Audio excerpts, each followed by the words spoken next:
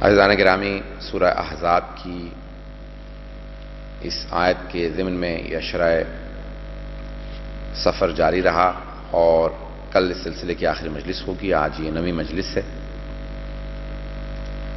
اللہ سبحانہ وتعالیٰ فرماتا ہے لقد کان لکم فی رسول اللہ اسوۃ حسنہ، بے شک کہ پیغمبر اسلام کی زندگی میں تمہارے لیے اسوہ ہے، ان کی زندگی اسوہ حسنہ ہے.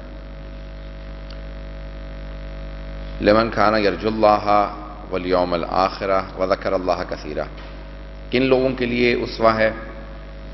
جو امید لگاتے ہیں اللہ سبحانہ وتعالیٰ سے، روز آخرت سے، اور اللہ کو کثرت سے یاد کرتے ہیں. وذکر اللہ کثیرا، اللہ کو یاد کرنا. قرآن کی آیت ہے کہ یہ جو بھی جس میں یہ صفات پائی جاتی ہوں گی وہ جناب ختم مرتبت کی زندگی کو اپنے لیے اسوہ قرار دیں گے. جو اللہ سے امید رکھتا ہوگا وہ اپنی زندگی پیغمبر اسلام کے سامنے پیش کرے گا اور اپنی زندگی کی وہ تمام چیزیں چھوڑ کے پیغمبر کی زندگی کی چیزوں کو اپنانے کی کوشش کرے گا. جو ان سے امید لگائے گا، اللہ سے امید لگائے گا آخرت سے، اور اللہ کو یاد کرے گا، تو وہ اپنی زندگی کا اسوہ قرار دے گا جناب ختم مرتبت کو. عزیزان گرامی، معصوم کے الفاظ ہیں. کسی نے ایک غلام خریدنا چاہا، جب غلاموں کا دور تھا تو غلام خریدنے گیا. غلام سے پوچھا بھائی بتاؤ تمہارا نام کیا ہے؟ اس نے کہا میرا نام یہ ہے. کہ کھاتے کیا ہو؟ کہا یہ کھاتا ہوں. رہتے کہاں؟ کہ یہ میری شرائط ہیں، ان جگہوں پہ رہتا ہوں. لباس اس قسم کا پہنتا ہوں. تو اس نے کہا بھائی یہ غلام مجھے بہت مہنگا پڑے گا، اس کا پہلے سے نام ہے، مجھے عادت بنانی پڑے گی اس کے نام کے حساب سے.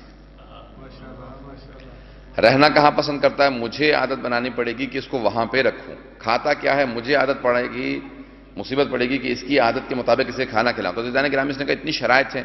دوسرے غلام کے خریدنے کے لیے آگے بڑھا. کہا تمہارا نام کیا ہے؟ کہا جو رکھ دیجئے.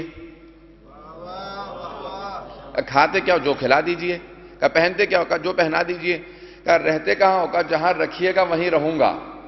توجہ کیجئے گا عزیزان گرامی، جو اللہ کا بندہ ہوگا وہ اللہ کی فرمائشوں کے مطابق اپنے آپ کو ڈھالے گا.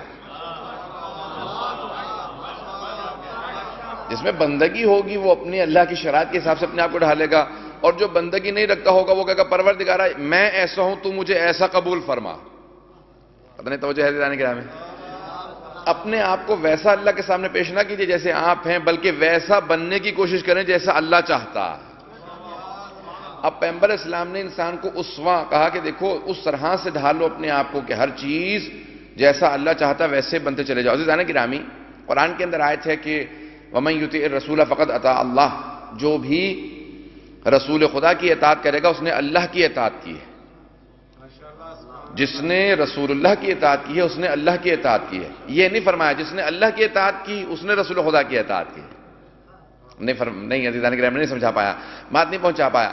دیکھیں اللہ نے یہ نہیں کہا قرآن کے اندر کہ جس نے میری اطاعت کر لی اس نے رسول کی اطاعت کر لی، بلکہ فرمایا وَمَن يُطِعِ الرَّسُولَ فَقَدْ أَطَاعَ اللَّهَ، جس نے رسول خدا کی اطاعت کی اس نے میری اطاعت کی ہے.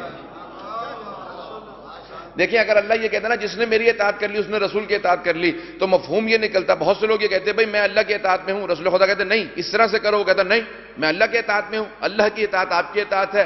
اللہ نے کہا نہیں، سلسلہ اس طرف سے چلے گا. جو رسول خدا کی اطاعت کرے گا اس نے میری اطاعت کی ہے. مجھ سے تمہارا ڈائریکٹ رابطہ نہیں ہے، رسول سے ہے. مستقیم رابطہ تمہارا رسول سے کا. رسول کی اطاعت کرو تو میری اطاعت کر لی ہے، میری مستقیماً اطاعت کی کوشش نہ کرنا. عزیزان گرامی، ہم وسیلے کے اسی لیے قائل ہیں. انسان کو یہ نہ کوشش کرے کہ میں اللہ سے رابطے میں ہوں. اللہ کہہ رہا نہیں، میرے حبیب کی اطاعت کرو، وہی میری اطاعت ہے. بات پہنچ رہی ہے عزیزان گرامی؟ چار بھی سے اچانک ذہن میں آ رہے ہیں، پیش کر دیتا ہوں کہ عزم کیجئے راستہ مل جائے گا. عزم کیجئے، عزم کہتے ہیں پختہ ارادے کو. عزم کیجئے راستہ مل جائے گا، اور سلسلے سے سلسلہ مل جائے گا. مرتضیٰ سے مصطفیٰ تک آئیے. مصطفیٰ سے نہیں، تھوڑی سی توجہ کیجئے گا. مرتضیٰ سے مصطفیٰ تک آئیے، 2 قدم چلیے خدا مل جائے گا.